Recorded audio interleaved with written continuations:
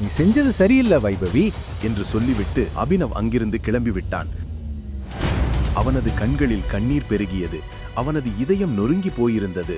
ஒவ்வொரு முறை குடிக்கும் போதும் தேவேந்திரன் வைபவியின் கன்னங்களை முத்தமிடும் காட்சி அவன் கண்களுக்கு முன் வந்து போனது. இதற்கிடையில் அபினவ் சாலையில் மயங்கி கிடந்தபோது சன்னி சிங் தனது காரில் ஆத்திரத்துடன் அமர்ந்திருந்தான். சன்னி சிங்கின் சகோதரி அனன்யா அவனுக்கு பெரும் இடையூறாக மாறிவிட்டாள். சன்னி தனது தாத்தா ஹர்தேவ் பால் சிங்கின் நன்மதிப்பை பெறவும் அனன்யாவை தனது வழியிலிருந்து அகற்றவும் எதையும் செய்வான். இன்று அவன் தனது சகோதரிக்கு பாடம் புகட்ட தனது ஆட்களுடன் காரில் புறப்பட்டான்.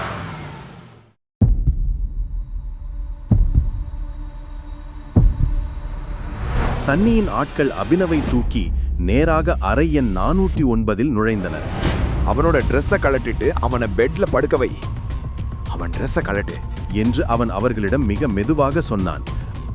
அங்கே சன்னியின் சகோதரி அனன்யா ஏற்கனவே உறங்கிக் கொண்டிருந்தாள்.